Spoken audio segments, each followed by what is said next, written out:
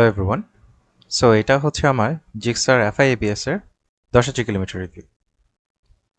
Well, রিভিউটার টাইমিংটা নিয়ে একটা কোয়েশ্চেন থাকতে পারে যে এত পুরনো একটা বাইক নিয়ে হচ্ছে এই মুহূর্তে কেন রিভিউ নিয়ে আসলাম। ওয়েল, এটা জাস্ট একটা রিভিউ না, এটা হচ্ছে যেহেতু 10,000 কিলোমিটার আমার চালানো হয়েছে, বাইকটার মেনটেন্যান্স অ্যাসপেক্টটাও আমি এই ভিডিওটাতে হচ্ছে আনবো। যেহেতু 150 সিসি প্লাস অর্থাৎ হায়ার সিসি আমরা যেগুলোকে বলি আর কি, ওই হায়ার সিসির যুগে যেহেতু বাংলাদেশ চলেই আসছে মার্কেটে, এই মুহূর্তে হচ্ছে এই টিপসের 150 সিসির যে বাইকগুলো এগুলো একটা সারপ্লাস হচ্ছে ক্রিয়েট হবে। যারা হাই সিসিতে মুভ করবে তারা তাদের এই বাইকগুলো হচ্ছে সেল করা শুরু করবে। তো এই ভিডিওটা থেকে আপনার একটা বেসলাইন নিতে পারবেন যে এই বাইকটা কি আপনার জন্য সুটেবল কিনা, প্লাস এই বাইকটা মেইনটেইন কিভাবে করতে হয়, এটারও কিছু টিপস এন্ড ট্রিক্স হচ্ছে আমার ভিডিও থেকে বুঝতে পারবেন। ওকে, লেটস স্টার্ট। জাপানিজ যতগুলো অফারিং আছে আমাদের দেশে 150 সিসি কমিউটার সেগমেন্টের মধ্যে, এর মধ্যে জিক্সারটা হচ্ছে আমার কাছে সবসময় হচ্ছে দ্য মোস্ট অ্যাট্রাক্টিভ অফারিং ছিল, not just in terms of look but also performance. আর এটা এখনো হচ্ছে আমার কাছে, আমি সেম জিনিসটাই ফিল করি। বাইকটা একটু ওভার প্রাইসড, কিন্তু আপনি যদি এবিএস চান, হন্ডা এক্সপ্লেড বাদে এটার আর কোনো কম্পিটিশন এই মুহূর্তে বাজারে নাই 150 সিসি সেগমেন্টের মধ্যে। আর হন্ডা এক্সপ্লেডটা হচ্ছে আর কমপ্লিটলি আলাদা একটা সেগমেন্টের কাস্টমারের জন্য আমার কাছে মনে হয়, কারণ জিক্সারটা হচ্ছে মাচ মোর স্পোর্টিয়ার, অনেক প্লেফুল আর অনেক এক্সাইটিং, যেটা হচ্ছে এক্সপ্লেডে কিছুটা মিসিং। আমি এমন একটা কাস্টমার সেগমেন্টের মধ্যে পড়তেছি যাদের কাছে কিনা কমফোর্ট, মাইলেজ এই জিনিসগুলো থেকে হচ্ছে একটা বাইকের কতটুকু স্পোর্টি, প্লেফুলনেস এই জিনিসগুলো হচ্ছে মাচ মোর ইম্পর্টেন্ট। তাই বলে আবার এই না যে জিক্সারটা হচ্ছে কমফোর্ট, মাইলেজ এই অ্যাসপেক্টগুলো হচ্ছে খুব বেশি পিছিয়ে আছে। ইনফ্যাক্ট এই বাইকটা নিয়ে আমি ঢাকা থেকে চিটগং দিয়ে গিয়েছিলাম একটা পিলিয়ন নিয়ে। দেন চিটগং থেকে আবার কুমিল্লা একটা সোলো রাইড দিয়েছি। টোটাল একই দিনে 400 কিলোমিটারের মতো রাইড। আর এটা হরিবলি আনকমফোর্টেবল ছিল না, মানে যেটা আপনাকে বদার করে অত ডিগ্রিতে না, রাদার পুরোটা রাস্তা রাইডটা এতটাই এনগেজিং ছিল। আমি পুরো রাইডটাই হচ্ছে থরলি এনজয় করেছিলাম, যদিও একদম লাস্টের দিকে হচ্ছে আমার রিয়ার এন্ড কিছুটা সোর হয়ে গিয়েছিল। Now let's get one thing straight, আমি এই বাইকটা লিটারালি একটা হেলিকপ্টার প্যারেন্টের মতো টেক কেয়ার করেছিলাম। Regular maintenance, proper oil changes, আর আমাদের জোস লেভেলের ফিউল কোয়ালিটির কারণে একটু যদি বাইক ধাক্কা থেকে শুরু করে সোজা নিয়ে হচ্ছে গ্যারেজের মধ্যে দৌড় তো আছেই। So let's break it all down. প্রথমে ডিলারশিপ এক্সপিরিয়েন্সটা নিয়ে কথা বলি। 6,200 কিলোমিটার অবধি সুজুকির যে বাংলাদেশের ডিলার আছে র্যাঙ্কেন, তাদের সার্ভিস সেন্টারগুলোতে আমি আমার বাইকটা হচ্ছে সার্ভিস করাতাম। এত এত জঘন্য এক্সপিরিয়েন্স, আনস্যাটিসফ্যাক্টরি, বেশ কয়েকটা আনস্যাটিসফ্যাক্টরি রেজাল্টের পরে তাদের সাথে আমার মিউচুয়াল ব্রেকআপ হয়ে গেছে। দেন গিয়ে তেজগাঁওর সাইফ ভাইয়ের যে সার্ভিস সেন্টারটা আছে মোটোডক, ওখানে গিয়ে আমি হচ্ছে আমার বাইকটা এরপরে সার্ভিস করানো স্টার্ট করি। ও সেখানকার যে টেকনিশিয়ানরা আছে খুবই দক্ষ। একটা বাইকের ওনারশিপ এক্সপিরিয়েন্স এই চেঞ্জ করার জন্য এই যে আপনার রাইট টেকনিশিয়ানটা এটাই যথেষ্ট। কি কি আনস্যাটিসফ্যাক্টরি এক্সপিরিয়েন্স ছিল তার একটা গ্লিমস আমি আপনাদেরকে দেই। আমার বাইকে কোনো অ্যাক্সেসরিজ তখনও লাগানো হয়নি, বাইকে তখন 3,200 কিলোমিটার চলে, তখন আমার ব্যাটারি হচ্ছে পটল তোলে, এটার কোনো সার্ভিস হচ্ছে আমি পাইনি। তারপরে 5,230 কিলোমিটার গিয়ে তারা আমার হচ্ছে ভালভ ক্লিয়ারেন্সটা অ্যাডজাস্ট করে দেয়। এই ভালভ ক্লিয়ারেন্স হচ্ছে অ্যাডজাস্ট করার পরে আমার বাইকের পারফরমেন্স হচ্ছে ফল করে। এইটা পরবর্তীতে 7,500 কিলোমিটার গিয়ে আমি যখন মোটোডকে হচ্ছে আমার বাইকটা সার্ভিস করাই, তারা দেখে যে ভালভ ক্লিয়ারেন্সটা অ্যাডজাস্টমেন্টটা ঠিক হয় নাই, তারা আবার মাপ মতো হচ্ছে ঠিক মতো করে দেয়, দেন গিয়ে আমি আমার বাইকের পারফরমেন্স আবার ফিরে আসে। আচ্ছা, এই তো গেল এটা। আর আমার স্পার্ক প্লাগ যেটা আছে, এটা তাদের কাছে আমার লাস্ট যে অফিসিয়াল সার্ভিস তাদের কাছে আমি যেটা নিয়েছিলাম 6,200 কিলোমিটারে, সেখানে গিয়ে তারা হচ্ছে আমার আগের যে স্পার্ক প্লাগটা এটা দেখে যে এটা কার্বন জমে গেছে ওটার মধ্যে। ওকে ফাইন, যে তারা এটা চেঞ্জ করে দিল। চেঞ্জ করে দেওয়ার পরে আহ, কিছুদিন পরে আমি দেখি যে আমার বাইকে পারফরমেন্সও ফল করছে আর মাইলেজও ড্রপ করছে।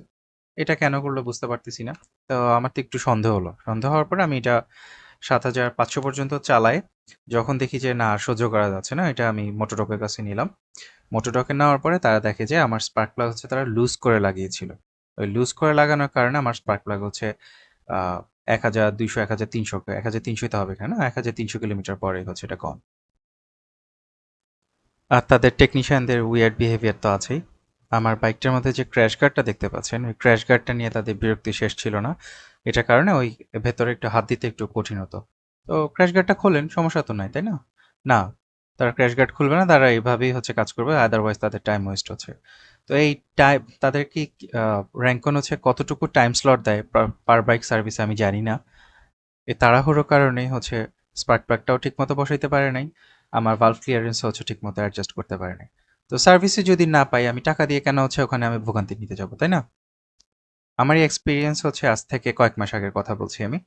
So I highly highly recommend যে আপনি যে আপনার আশেপাশে যে র্যাঙ্কনের সার্ভিস সেন্টার আছে সেখানে যে আপনার বাইকটা নিয়ে সার্ভিস করাতে যাবেন, তার আগে কয়েকজনের রিভিউ হচ্ছে ভালো করে দেখে যান, যারা বাইক সম্পর্কে জানে।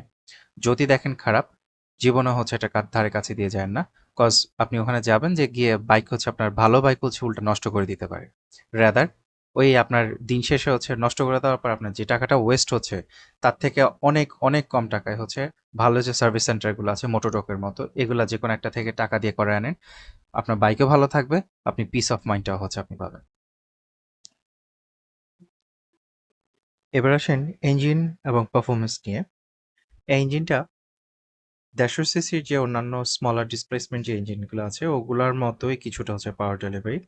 4000 আরপিএম পর্যন্ত হচ্ছে ঘুমায় থাকবে। 4000 আরপিএম পরে হচ্ছে ধাপ করে দেখবেন যে হচ্ছে আপনার এমনভাবে পুল করা শুরু করছে, অবিশ্বাস্য লাগে মাঝে মধ্যে।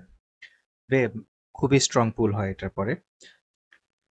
বাইকটা পিক টর্ক যেহেতু 6000 আরপিএম এ, আপনি পিক টর্ক পর্যন্ত গিয়েও আর পরে হচ্ছে আরো 1-1500 আরপিএম পর্যন্ত আপনি অর্থাৎ 7500 আরপিএম পর্যন্ত স্ট্রং পুল পাবেন। কিন্তু এটার পরে বাইকটার পাওয়ার হচ্ছে টেপার অফ শুরু করে। আপনার ওই পাওয়ার ব্যান্ডের মতো যদি বাইকটাকে রাখতে, আপনাকে তখন হচ্ছে গিয়ার শিফট করতে হবে। আপনি যদি সোলো রাইড করেন, আপ টু 90, 100, 105, 110 পর্যন্ত বাইকটা হচ্ছে এফোর্টলেসলি হচ্ছে পুল করবে। পিলিয়ন যদি থাকে, আমি বলবো যে হচ্ছে 90-95 পর্যন্ত হচ্ছে এফোর্টলেস থাকে, এটার পরে হচ্ছে বাইকটা স্ট্রাগল করা শুরু করে। কেন? That's why physics kicks in. Ah, ওই সুইট স্পট, বাইকটার সুইট স্পটই হচ্ছে কি আপনার 90-100 kilometre per hour, specially with the passenger. এটার পরে হচ্ছে আপনি ডিসপ্লেসমেন্টের যে লিমিট আছে 150 সিসি, সেটা ফিল করা শুরু করবেন। হিট হচ্ছে ডেফিনেটলি একটা ইস্যু, স্পেশালি গিভেন দ্যাট এটা একটা এয়ার কুল বাইক। আপনি যদি ইঞ্জিনে যে ফিন্সগুলো আছে এগুলোর উপর দিয়ে যদি বাতাস প্রবাহ যদি ঠিকঠাক মতো থাকে, ইঞ্জিন তেমন একটা হিট হয় না, টু বি অনেস্ট। কিন্তু আমাদের ঢাকার ট্রাফিক যদি বলেন, সেটা কমপ্লিটলি অ্যানাদার স্টোরি।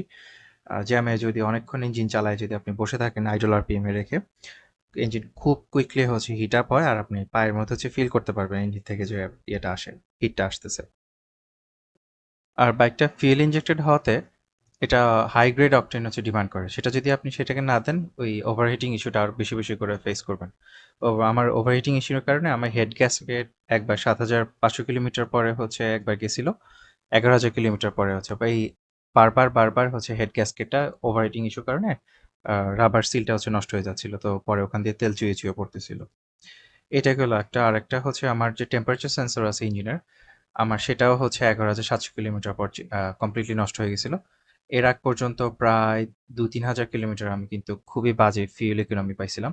আমি তখন অ্যাকচুয়ালি বুঝতে পারিনি যে আমার এটা টেম্পারেচার সেন্সরের কারণে এই জিনিসটা হচ্ছে।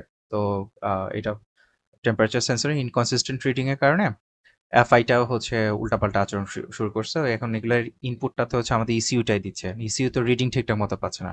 না পেলে তখন হচ্ছে তেলের যে অ্যামাউন্টটা উল্টাপাল্টা হচ্ছে দিচ্ছে, ওই টেম্পারেচার সেন্সরে উল্টাপাল্টা রিডিংয়ের উপরে বেস করে। এই সেম বাজে ফিল্ড কোয়ালিটির কারণে বাইকের সাথে যে স্পার্ক প্লাগটা এসেছিল, সেটা 6200 গিয়ে হচ্ছে কার্বন জমে, ওই ইনকনসিস্টেন্ট বার্নের কারণে ওটার মধ্যে কার্বন জমে গেছে, কার্বন জমে এটার দেন গিয়ে হচ্ছে পারফরমেন্স ফল করে নষ্ট হয়ে গেছে। আর সুজুকির ইঞ্জিনটা হচ্ছে কোয়াইট ওল্ড, তারা অনেক আগে হচ্ছে ইঞ্জিনটা ডেভেলপ করছে, তো যে কারণে মাল্টিপল রিটারেশনসের কারণে ইঞ্জিনটা আস্তে আস্তে মোটামুটি ভালোই স্মুথ হয়ে চলে আসছে।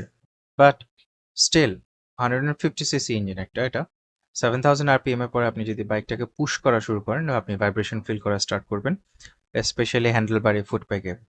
তো খুবই ম্যাসিভ হাই আরপিএম, অর্থাৎ ইজ অ্যারাউন্ড 8000, 7500 এরকম আরপিএম এ যদি হচ্ছে আপনি অনেকক্ষণ রাইড করেন, ধরেন ১.৫ থেকে ২ ঘন্টা আপনার হাত হচ্ছে নাম্ব হয়ে আসবে। তো সেক্ষেত্রে হচ্ছে রেকমেন্ডেশন থাকবে যে ১ ঘন্টা পর, পর যদি ২-৪ মিনিট একটা ব্রেক দেন ছোট, ওই হাতের রক্তচলাচলটা স্বাভাবিক হয়ে আসলে এটা খুব বেশি আরকি আ বদার করবে না।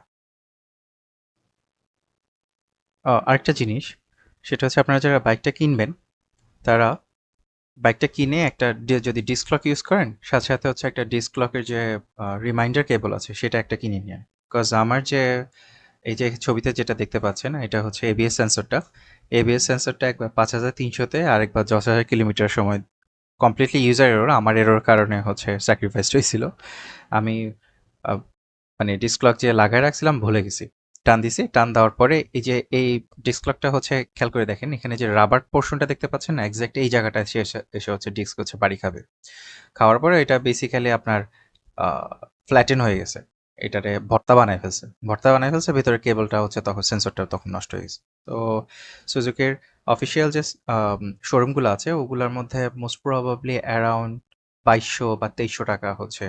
তো মোটামুটি প্রায় ৪,৫০০ টাকা একটা মামলা ২ বার নষ্ট করে। তো একটা রিমাইন্ডার কেবল, জাস্ট একটা ১০০ টাকা একটা রিমাইন্ডার কেবল নিলে আপনি এই জিনিসটা থেকে হচ্ছে অনেকটা সেফ থাকবেন। ওকে, আসেন এবার ক্লাচটা নিয়ে একটু কথা বলি। ক্লাচটা ফার্স্টে খুবই স্টিফ ছিল, আনকমফোর্টেবল। পরে আস্তে, আস্তে এটা হচ্ছে খুবই স্মুথ হয়ে আসছে। আমার তেমন একটা কোনো প্যারা দেয়নি। কিন্তু গিয়ার বক্সটা আমার কাছে অলওয়েজই ফিনিকি লাগছে।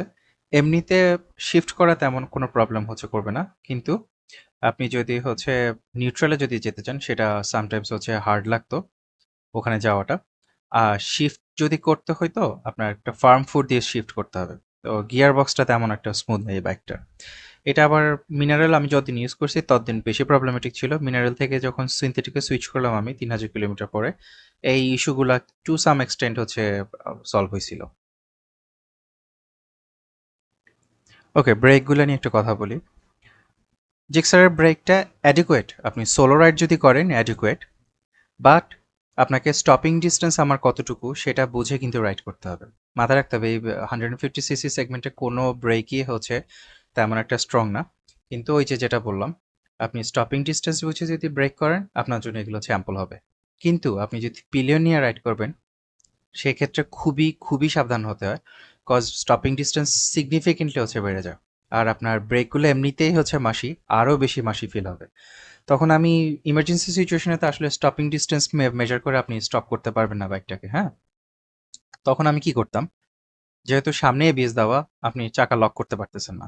আমি তখন করতাম কি, আমার পিছের যে চাকাটা আছে, পিছের চাকাটা হচ্ছে ওখানে যেহেতু কোনো এবিএস নাই, আমি ভালো একটু একটা স্কুইজ দিলে খুব ইজিলি পিছের চাকা লক করা যায়। তো পিছের চাকা লক করে দেন গিয়ে হচ্ছে স্লাইড করে হচ্ছে স্টপিং ডিস্টেন্সটা হচ্ছে একটু কমায় আনতাম। তখন সেক্ষেত্রে ইমার্জেন্সি ব্রেকিং এ পিছের চাকাটা লক করলে আপনি কিছুটা আগে থামতে পারবেন।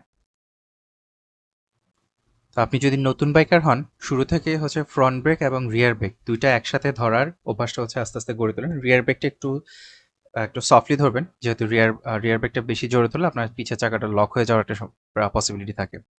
আর মোটামুটি অ্যাডভান্স রাইডার হয়ে গেলে দেন গিয়ে আপনি পিছের চাকাটা লক করে কিভাবে স্টপিং ডিসটেন্স কমানো যায় সেটাও শিখবেন। আর এই ২ টা ব্রেকের সাথে হচ্ছে আপনি ফ্রন্ট অ্যান্ড রিয়ার এই ২ টা ব্রেকের সাথে ইঞ্জিন ব্রেকটাকে মিক্সিং করে হচ্ছে অলওয়েজ হচ্ছে স্টপ করার চেষ্টা করবেন বাইকটাকে। ওই যেটা বললাম, আমার ইঞ্জিন 150 সিসি সেগমেন্ট, তো ইঞ্জিন ব্রেক আমাদের এগুলো তেমন একটা স্ট্রং না, টু বি অনেস্ট, বাট কিছুটা হলো কাজে দিচ্ছে, আপনার স্টপিং ডিস্টেন্স তো কমাচ্ছে। অনেক সময় দেখা যায় হচ্ছে ১ ফুট ডিস্টেন্সের জন্য হয়তো আপনার জীবনটা বেঁচে যেতে পারে। আর আরেকটা ডিসক্লেমার, জিক্সার যে এবিএসটা, এটা হচ্ছে স্যান্ডি, রোডটা যদি স্যান্ডি হয় অথবা পটল টটল যদি বেশি থাকে তখন একটু উইয়ার্ড উইয়ার্ড আচরণ করে। অনেক সময় আপনি কড়া করে ধরলো আপনার এবিএস সেন্সরটা হচ্ছে for some reason kick in করে আপনাকে হচ্ছে স্টপ করতে দিবে না। তো সেক্ষেত্রেও হচ্ছে আপনার রিয়ার ব্রেকটা তখন কিন্তু তখন কাজে দিবে। আর বালি রোডে এমনিতেও হচ্ছে ফ্রন্ট ব্রেক ধরতে নাই, অলওয়েজ হচ্ছে রিয়ার ব্রেকটা ইউজ করার চেষ্টা করবেন। যদিও চাকার লক্ষ্য হয়েছে ডাজেন্ট ম্যাটার, আপনি জাস্ট পিছনে একটু স্লাইড করবে কিন্তু অ্যাটলিস্ট আছে আপনি পড়ে যাবেন না। কিন্তু ফ্রন্ট ব্রেক যদি কড়া করে ধরেন এবং সে যদি এবিএসটা যদি কিক ইন না করে আপনি কিন্তু পড়ে যাবেন। এবার আসি কমফোর্টে। বাইকটা comfortable to a certain extent.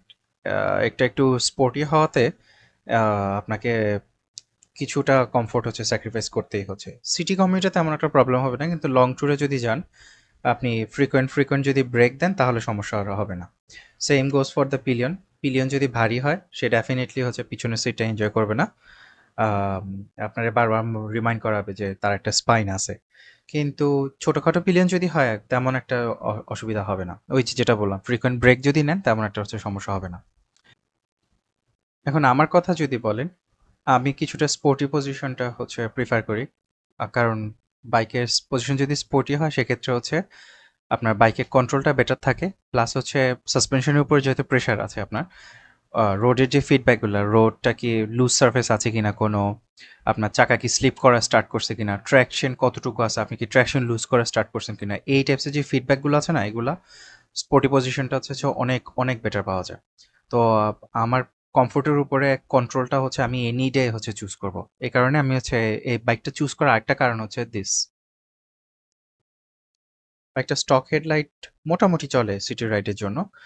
আপনি হাই বিম সহ যদি ইউজ করেন, আপনি মোটামুটি ইউজ করে চালাতে পারবেন। বাট হাইওয়ের জন্য মোটেই এনাফ না। সেক্ষেত্রে হচ্ছে আপনার আফটার মার্কেট ফগ লাইট হচ্ছে ইনস্টল করতেই হবে। সেম স্টোরি হর্নের ক্ষেত্রেও। বাইকটা স্টক হর্নটা খুবই বাজে। আমি পরবর্তীতে ডাবল হর্ন হচ্ছে, আফটার মার্কেট ডাবল হর্ন হচ্ছে ইনস্টল করে নিছি। দেন গিয়ে আর কোনো সমস্যা আমার ফেস করতে হয়নি। এবার আসি ব্যাটারি নিয়ে। জিক্সার বাইকগুলোর একটা কমন সমস্যা হচ্ছে এগুলার ব্যাটারিগুলো খুব আর্লি অন হচ্ছে মারা যায়। আমি র্যাঙ্কুন থেকে আজ পর্যন্ত কোনো উদ্যোগ নিতে দেখি নাই তাদেরকে যে এই ইস্যুটা কেন হচ্ছে এবং ইস্যুটা সলভ করে কিভাবে আমরা সলভ করতে পারি। তো যাই হোক, আমার আমার যে ব্যাটারিটা আছে সেটাও হচ্ছে এক্সাক্ট ব্র্যান্ডের থেকে ছিল। Although it is supposed to be a growth brand, কিন্তু আমার ব্যাটারিটা ৩,২০০ কিলোমিটার পরে মারা যায়। এরপরে আমি হচ্ছে লিথিয়াম আয়নের একটা ব্যাটারি দিয়ে হচ্ছে রিপ্লেস করি। এটার পর থেকে আমি ১০,০০০ কিলোমিটার পর্যন্ত, ১০,০০০ না অ্যাকচুয়ালি ১১,৫০০ পর্যন্ত চালাইছি। আজ পর্যন্ত কোনো সমস্যা আমার ফেস করতে হয়নি। আচ্ছা, পেইন্ট কোয়ালিটি নিয়ে একটু কথা বলি। আমার বাইকটা ২০২২ মডেলের, কিন্তু আমি পারচেস করি যখন, তখন এটা ২০২৩ সালে। তখন অলরেডি হচ্ছে সুজুকির যে নতুন যে কালারগুলো সেগুলো অ্যাভেলেবল ছিল। অর্থাৎ ১,০০০ মিলিলিটার ইঞ্জিন অয়েলের যে ভার্জনটা সেটা অ্যাভেলেবল ছিল, আমারটা ৮৫০ মিলিলিটারের। আমি নতুনটা নিই নাই কজ আমার এই সুজুকির যে সিগনেচার ব্লুটা এটা খুবই পছন্দ, এবং ওইটার কারণে হচ্ছে এটা আমি নিই। তো আমার ক্ষেত্রে হচ্ছে কিছু মাইনর স্কাফস, কিছু কোনো কিছু মাইনর স্কাফস বাদে কোনো রাস্ট কিংবা পেইন্ট ফেড এগুলো কিছুই হয় নাই। আমার বাইকের মধ্যে রাস্ট যা দেখবেন সেগুলো সব হচ্ছে আফটার মার্কেট আমি যা যা লাগাইছি ওগুলোর মধ্যে ওইটা জিনিসটা হওয়ার কমন। কিন্তু অ্যাকচুয়াল বাইকের মধ্যে তেমন সিগনিফিকেন্টলি কোনো রাস্টের প্রবলেম কিংবা পেইন্ট ফেডের প্রবলেম এগুলা কিছুই আসে না। তবে নিউর মডেলগুলো যেগুলো, সেগুলোর ক্ষেত্রে আমি বেশ কয়েকটি ইউজার থেকে দেখলাম যে তাদের পেইন্ট ফেডের প্রবলেমটা হচ্ছে কিছুদিন পরেই হচ্ছে হয়। এখন এটা কি কোয়ালিটি ইস্যুর কারণে নাকি তাদের ইউজার এরর কারণে, এটা আমি এক্স্যাক্টলি শিওর না।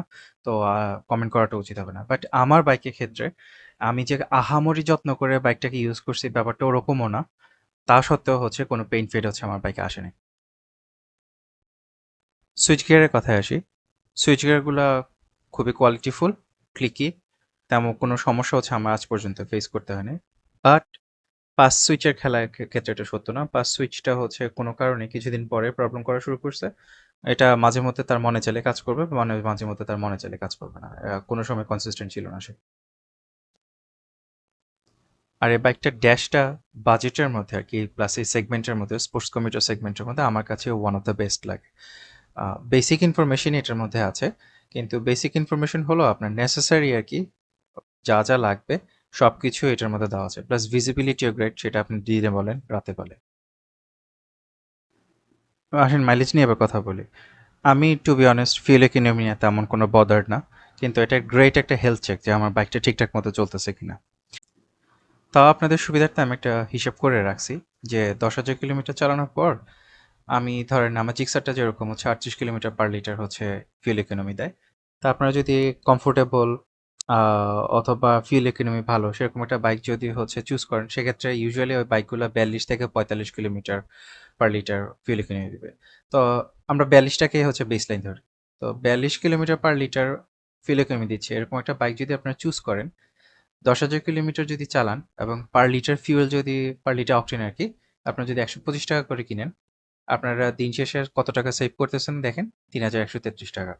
এটা আপনার কাছে ম্যাটার করা উচিত কিনা সেটা ডিসাইড আপনারই করে।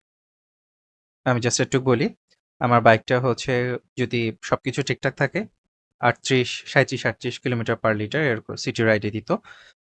আর হাইওয়েতে যদি যেতাম তখন অ্যারাউন্ড 44-45 এরকম পেতাম। তো 10,000 কিলোমিটার্স ইন, এই বাইকটা স্টিল আমার one of my favourite bike. For its class, এটা গ্রে, হ্যান্ডলিংটা গ্রেট, লুকস ফ্যান্টাস্টিক। হ্যাঁ, কিছু ফ্ল ডেফিনেটলি আছে, হিট ইস্যু আছে, ভাইব্রেশন আছে, ব্রেকগুলো হচ্ছে মাসি, বাট ইট ডেলিভার্স। আমার যদি প্রয়োজন হয় বাইকটা আবার কেনার, আমি কি কিনবো? ডেফিনেটলি। জিক্সার গ্রেট পার্সোনালিটি একটা বাইক, আপনি প্রত্যেকটা রাইডে এটা ফিল করবেন। আর স্মল ডিসপ্লেসমেন্ট সিঙ্গেল সিলিন্ডার যে ইঞ্জিনগুলো আছে এগুলোতে ক্যারেক্টার অনেক ম্যাটার করে, বিকজ মেকানিক্যাল লিমিটেশনের কারণে ছোট ছোট ইঞ্জিনগুলোতে বেশিরভাগ সময় হচ্ছে তেমন একটা গ্রেট ফিলিং দিবে না আপনাকে, unless your one of those people যার কাছে কিনা একটা প্লেফুল বাইক হচ্ছে চালানো স্ট্রেসফুল। তা আমাদের কম্প্রোমাইজে ভরা এই 150cc সেগমেন্টের মধ্যে জিক্সারটা হচ্ছে চুজার্স টু কম্প্রোমাইজ ডিফারেন্টলি। এই বাইকটা হচ্ছে প্র্যাকটিক্যালিটির উপরে স্পিরিটটাকে সে হচ্ছে প্রায়োরিটি লিস্টের শুরুতে রাখছে। এটা কোনো পারফেক্ট মোটরসাইকেল না ডেফিনেটলি, কিন্তু মোস্ট ইম্পর্টেন্টলি এটা কখনো প্রিটেন্ডও করে নাই যে সে একটা পারফেক্ট মোটরসাইকেল। বাইকটা র, প্লেফুল আর ফ্লট just in the right way. তো প্রাইস টু পারফরমেন্স রেশিওর কথা যদি আপনি চিন্তা করেন, এই সেগমেন্টের মধ্যে অন্য কোনো বাইক দিয়ে আমি এটা কখনো রিপ্লেস করতে চাইব না। অ্যান্ড ফর মি, আমার এই বাইকটা একটা বিশ্বস্ত বন্ধু ছিল অনেক দিন ধরে, বাট পারহ্যাপস এখন নতুন একটা চ্যাপ্টার শুরু করার সময় এসছে।